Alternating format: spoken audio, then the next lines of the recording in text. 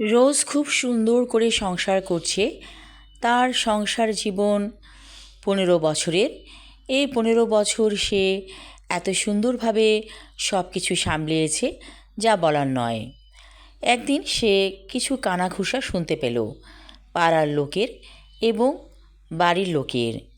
তারা রোজের স্বামীকে আবার বিয়ে করাতে চায় এবং স্বামীটিও এ ব্যাপারে একেবারেই একমত। সে দ্বিতীয় বিয়ে করার ইচ্ছা পোষণ রাখছে।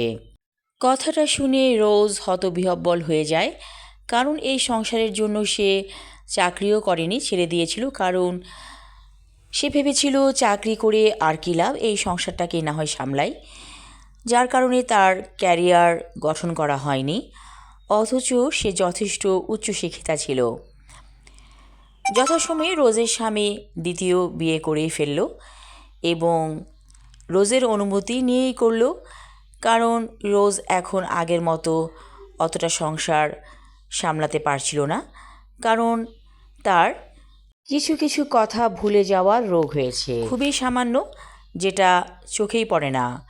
কিন্তু রোজের স্বামী খেয়াল করে দেখেছে রোজ কিছু কিছু কথা ভুলে যায়। হয়তো চুলায় ভাত চড়িয়েছে, কিন্তু ভাতের মার ঝরিয়ে ফেলতে হবে যথাসময়ে, সেই কথা তার মনে নেই। এদিকে ভাত একেবারে গলে গিয়েছে। হয়তোবা চুলায় ডাল চড়িয়েছে, ডাল উপচে পড়ে চুলা নষ্ট হয়ে গিয়েছে, চুলা নিভে গিয়েছে। সারা রুমে গ্যাসের গন্ধ, অর্থাৎ কিচেনে, সে কথা রোজের মনেই নেই। এইসব ছোটোখাটো সমস্যা যখন দেখা দিয়েছে, রোজের স্বামী খুবই বিরক্ত, কারণ এই ধরনের করলে তো সংসার করা যাবে না। যার কারণে গ্রাম থেকে অল্প বয়সী একটি মেয়েকে বিয়ে করেছে রোজের স্বামী। তারপর কি হলো, রোজের পায়ের নিচের মাটি সরে গেল রীতিমতো, কারণ তার কোনো ব্যাংক ব্যালেন্স নেই, স্বামীর আয়েই তার সংসার চলতো। তো এভাবে অনেক রোজ আমাদের সমাজে বাস করে, যারা সমাজে নিগৃহীত হয় এমন একটা বয়সে যখন তার করার কিছুই থাকে না। আপনি সংসারকে ভালোবাসুন, কিন্তু এটাও আপনাকে ভাবতে হবে আপনি যাদের জন্য করছেন তারা কতটা বেঈমান হতে পারে একটা সময়ে।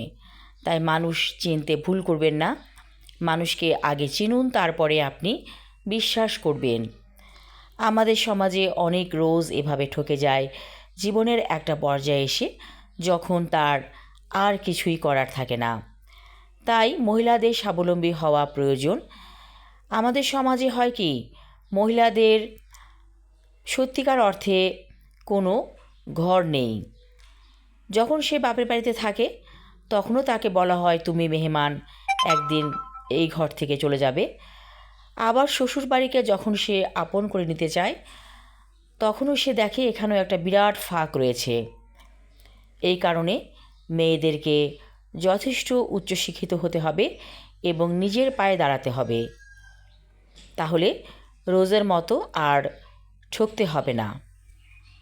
কথাগুলো আমাদের জীবনের প্রতিচ্ছবি। যে কোনো মানুষের জীবন যদি আপনি দেখেন তাহলে রোজের কাহিনীর সাথে মিলে যাবে। সবাই ভালো থাকুন, ধন্যবাদ।